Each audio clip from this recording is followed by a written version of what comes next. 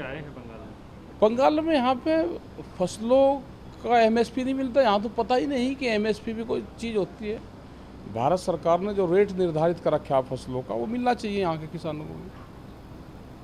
चुनावों के टाइम में संयुक्त किसान मोर्चा का आना क्या हाँ, मकसद से? नहीं मकसद क्यों नहीं भाई, ये भारत का अभिन्न अंग है, यहाँ पे आना चाहिए, आएंगे। और दिल्ली के नेता अभी तो आ रहे हैं यहाँ पे, फिर तो दिल्ली चले जाएंगे, फिर कौन मिलेगा? अभी तो वे आ रहे हैं वोट मांगने, एक मुट्ठी चावल मांग रहे हैं वे किसान से। तो हमने कहा कि इसकी एमएसपी मांग लेना इनसे, क्योंकि चुनाव के बाद में गए वे थोड़ा आने हैं, फिर 5 साल बाद में आएंगे। फिर तो 2024 में आएंगे, 23 के बाद में लगाना शुरू करेंगे और 24 में आएंगे फिर तो अब उनको पकड़ लेना चाहिए जो भी दिल्ली से आ रहा, और उसको कहो कि हमारी फसलों का एमएसपी कम मिलेगा। बंगाल के किसानों को भी मिलना चाहिए। वो आधे रेट में अपनी फसलों को बेचता है, उसकी फसलों की लुटाई होती है, तो मिलना चाहिए। कल जेपी नड्डा जी आकर कहते हैं किसानों के लिए केंद्र सरकार लगातार पैकेज तैयार कर रही है, उनकी सहायता कर रही है। कल आसनसोल की धरती पर आके ही बोला है उन्होंने। अरे बोला तो किसान को पता है क्या धान किस रेट में बेचता है, मक्का उसने किस रेट में बेची।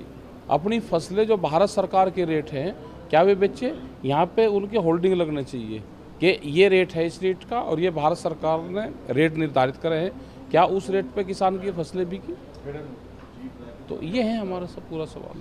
बंगाल में आप अभी आ रहे हैं, देख रहे हैं स्थिति, क्या लग रहा है बंगाल चुनावी? बंगाल का लोग लड़ेंगे, हाँ लड़ाई करेंगे। मोदी जी कहते हैं 200 के पार होगा इस बार सीट यहाँ पर। हाँ, मोदी जी तो भाई यही कहें 200 से पार आ जाएगा रिजल्ट 2 तारीख में। हाँ।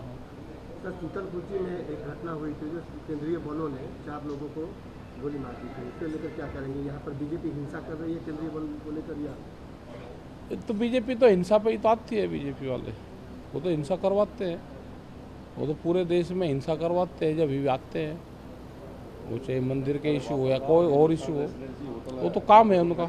कोई विकास के नाम पे थोड़ा आते हैं वे तो देश को बांटते हैं, आम लोगों को बांटते हैं, उसी उस पर आते हैं, वे झगड़ा करवा के आते हैं। विकास का, एजुकेशन का, हेल्थ का, सड़कों का, तो ये इशू नहीं उनका है। उनका है बांटने का इशू। लोगों की भावनाएं भड़काए, बांटे, वोट ली, अपना चले गए राजधानी में। सर, क्या लगता है चुनाव आयोग भी केंद्र सरकार की सहायता पे चल रहा है? अच्छा, और कहाँ से लग रहे भाई चुनाव आयोग? चुनाव आयोग तो वही तो काम करेगा। अब तो सारी एजेंसियाँ अंडर प्रेशर काम कर रही है।